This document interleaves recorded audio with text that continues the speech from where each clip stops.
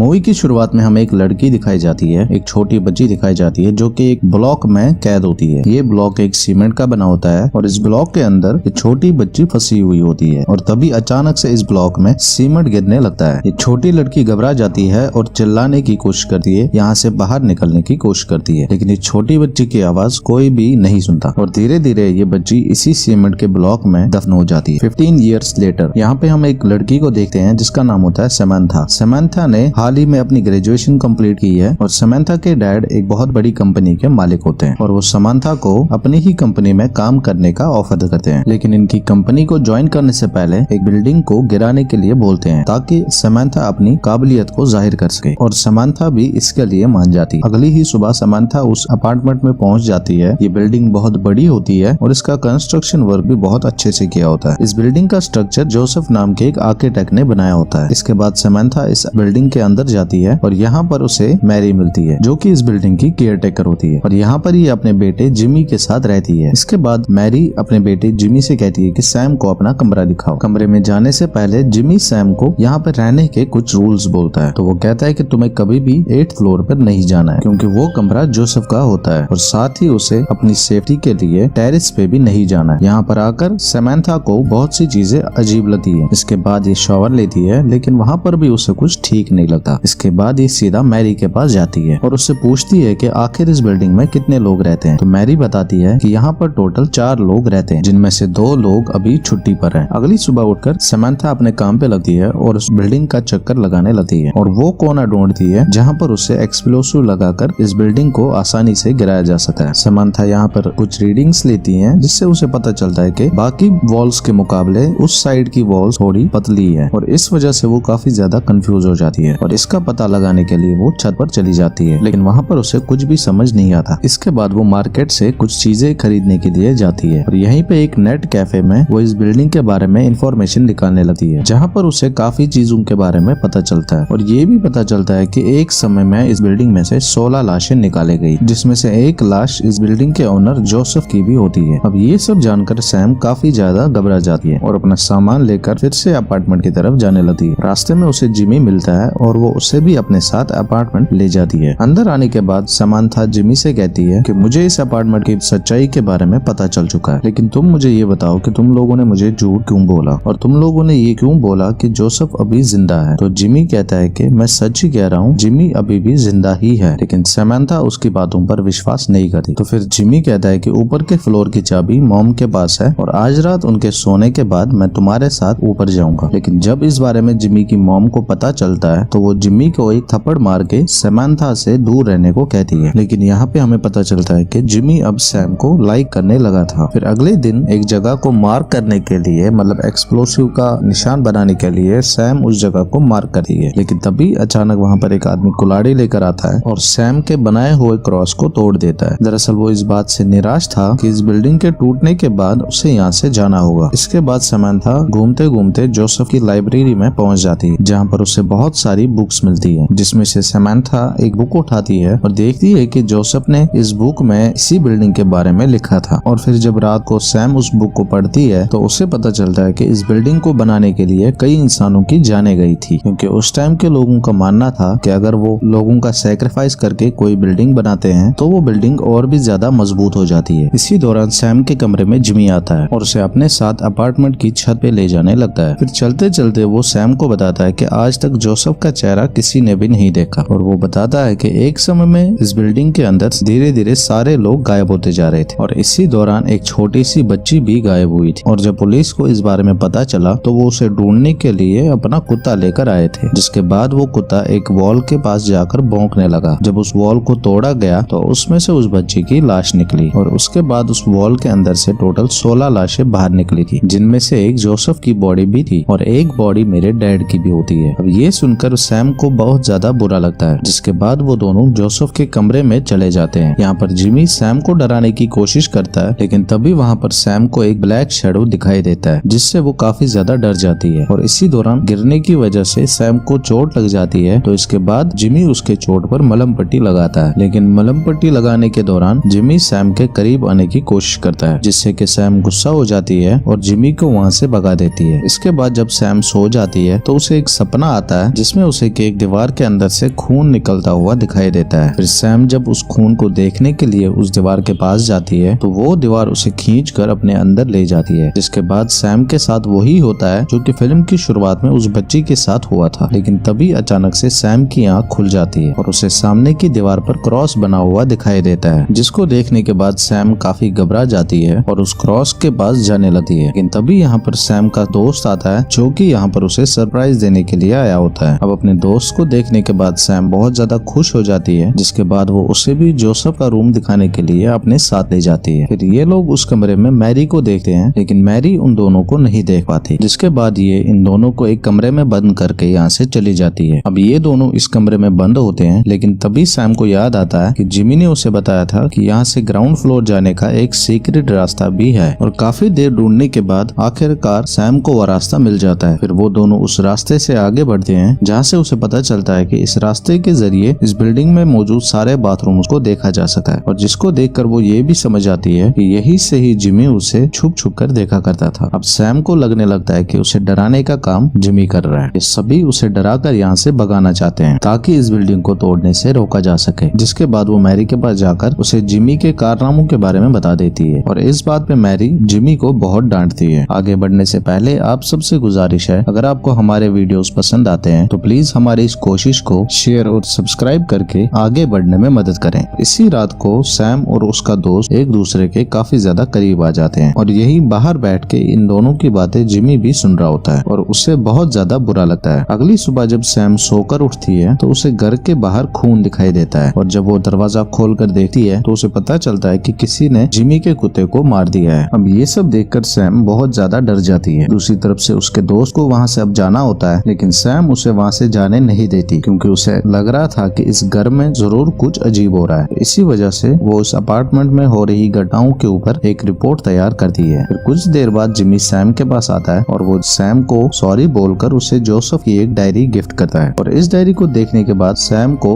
ये समझ में आ जाता है कि इस बिल्डिंग में कोई बेसमेंट जरूर होगा, क्योंकि बाहर के एरिया के हिसाब से इस बिल्डिंग के अंदर जो स्पेस है वो बहुत ज्यादा छोटी होती है। और उसे ये भी लग रहा है कि इस वॉल के पीछे जरूर कोई ना कोई राज छुपा हुआ है, और इसी वजह से वो उस वॉल को तोड़ने लगती है। जब सैम इस दीवार को तोड़ रही होती है तो जिमी उसे कहता है कि इस जगह के बारे में मैं ऊपर से पता लगाता हूँ, लेकिन वहाँ पर जाने के बाद वो काफी देर तक वहाँ से वापस नहीं आता, और जिस वजह से सैम घबरा जाती है और अपने दोस्त को लेकर जिमी को ढूंढने के लिए जाती है। लेकिन तभी छत के ऊपर जाने के बाद सैम को वहाँ पर एक बहुत ही अजीब सी जगह दिखाई देती है, और इसके बारे में किसी को भी कुछ नहीं पता होता है। जब सैम इस जगह पर पहुँच जाती है तो तब उससे वहाँ पर एक बड़ा सा होल दिखाई देता है, और इसी होल के अंदर से सैम को जिमी की आवाज सुनाई देती है, जो उसे कहता है कि मैं नीचे गिर गया हूँ और ऊपर नहीं आ पा रहा। सैम उसे बचाने के लिए नीचे जाने के लिए एक रस्सी का सहारा लेता है, लेकिन तभी अचानक से वहाँ पर कोई सैम के दोस्त के ऊपर एक तीर चला देता है, जिसकी वजह से उसकी डेथ हो जाती है। और ये रस्सी छूटने की वजह से सैम सीधा नीचे आ जाती है, और नीचे आते ही वो बेहोश हो जाती है। फिर कुछ देर बाद जब उसकी आंख खुलती है तो उसे पता चलता है कि वो उसी गड्ढे वाले रूम के अंदर होती है, जहाँ पर वो अपने सामने एक अजीब से इंसान को देखती है। तभी वो सामने वाला आदमी सैम को जिमी के बारे में बताता है कि जिमी ने तुम्हें यहाँ पर जानबूझकर फंसाया है, क्योंकि वो तुम्हें यहाँ से जाने नहीं देना चाहता। इसके बाद ये आदमी सैम को अपनी पहचान बताता है, और ये आदमी कोई और नहीं बल्कि जोसेफ होता है। इसके साथ सैम को ये भी पता चलता है कि मैरी नाम की औरत ने जोसेफ को यहाँ पर जानबूझ के फंसाया होता है, क्योंकि एक समय में जोसेफ ने इस बिल्डिंग को मजबूत बनाने के लिए 16 लोगों की कुर्बानी दी थी, जिसमें से एक मैरी का हस्बैंड भी होता है। फिर मैरी ने इसी बात का बदला लेने के लिए जोसेफ को यहाँ पर कैद करके रखा था। साथ ही मैरी इस बिल्डिंग को भी गिरने नहीं देना चाहती थी, ताकि ये राज किसी के सामने ना आ सके। पर जिमी की गलती की वजह से अब यहाँ पर सैम भी फंस चुकी है। अब सैम यहाँ से निकलने की बहुत कोशिश करती है, लेकिन यहाँ से निकलने का कोई दूसरा रास्ता नहीं होता है। वहीं दूसरी तरफ हम मैरी को देखते हैं, जिसे अपने बेटे के बारे में सब कुछ पता चल चुका होता है कि वो क्या प्लान बना रहा है। जब मैरी को इन चीजों के बारे में पता चलता है तो वो डिसाइड करती है कि अब जोसेफ के साथ सैम को भी मरना पड़ेगा, क्योंकि जो राज उन्होंने दुनिया से 15 सालों तक छुपा के रखा हुआ था वो राज अब सैम को भी पता चल चुका था, और अब सैम उनके लिए खतरा बन चुकी थी। दूसरी तरफ से जिमी सैम की कार को एक तालाब में डुबाकर उसके लिखे हुए लेटर्स को पोस्ट कर देता है, ताकि उसके बारे में किसी तरह की मिसिंग रिपोर्ट ना लिखवाई जाए। वहीं वॉकी टॉकी की मदद से सैम जिमी से मदद मांगने की काफी ज्यादा गुजारिश करती है, तो इस पर जिमी उसे कहता है कि मैं अपनी मॉम के खिलाफ नहीं जा सकता। वहीं हम जोसेफ को देखते हैं, जो कि एक कब्र खोद रहा था, जिसको देखने के बाद सैम काफी ज्यादा डर जाती है क्योंकि उससे लग रहा था कि कहीं जोसेफ उससे ना मार दे। अभी जोसेफ उसे बताता है कि ये तुम्हारी नहीं है बल्कि मेरी कब्र है और मैं खुद को सेक्रीफाइस करके इस बिल्डिंग को और भी ज्यादा मजबूत बनाना चाहता हूँ। अब जो कि जोसेफ यहाँ पर मरना चाहता था, इसलिए वो सैम के पास आकर उसको मारने के लिए कहता है, लेकिन सैम उसे ऐसा करने से मना कर देती है और जिस वजह से जोसेफ उसे गुस्सा दिलाता है और फिर उसे ज्यादा गुस्सा दिलाने की वजह से सैम को मजबूरन जोसेफ को मारना पड़ता है। जिसके बाद जोसेफ एक बटन प्रेस करता है और उसके कब्र की चारों तरफ सीमेंट गिरने लगता है। इसके बाद दूसरी तरफ हम सैम के डैड को देखते हैं जो कि अपनी पूरी टीम के साथ उस अपार्टमेंट के पास पहुंच जाते हैं और जहां पर भी सैम ने क्रॉस लगाया होता है उन सभी जगहों पर वो एक्सप्लोसिव लगा देते हैं। अब वो उस बिल्डिंग को खाली करके उस बिल्डिंग को गिराने ही वाले होते हैं कि ये सब देखकर जिमी को बिल्कुल भी अच्छा नहीं लगता क्योंकि वो सैम को ऐसे ही मरने नहीं देना चाहता था और इसीलिए वो भागते हुए उस बिल्डिंग के अंदर चला जाता है और उसके मुंह से सैम निकलता है। फिर जैसे ही सैम का नाम उसके डैड और बाकी के वर्कर सुनते हैं वो सभी उस बिल्डिंग के अंदर से जल्दी से चले जाते हैं और फिर अंदर ढूंढने के बाद उन्हें वहाँ पर सैम उसी जगह मिल जाती है। इसके बाद उसे बाहर निकाल दिया जाता है। अब ये सब कुछ देखकर जिमी बहुत ज्यादा डर जाता है कि अब उसे लगने लगा था कि उसे उसके किए की सजा मिलेगी, जिस वजह से वो जानबूझकर उस गड्ढे में कूदकर अपनी जान दे देता है। इसके बाद सैम को हॉस्पिटल में एडमिट किया जाता है और जिमी की मॉम को अरेस्ट कर लिया जाता है। अब जबकि इस बिल्डिंग के अंदर अभी भी कई सारे राज दफन होते हैं, इसीलिए इस बिल्डिंग को गिराने का प्लान कैंसिल कर लिया जाता है। इसी के साथ ये मूवी खत्म होती है। उम्मीद करते हैं आपको ये कहानी पसंद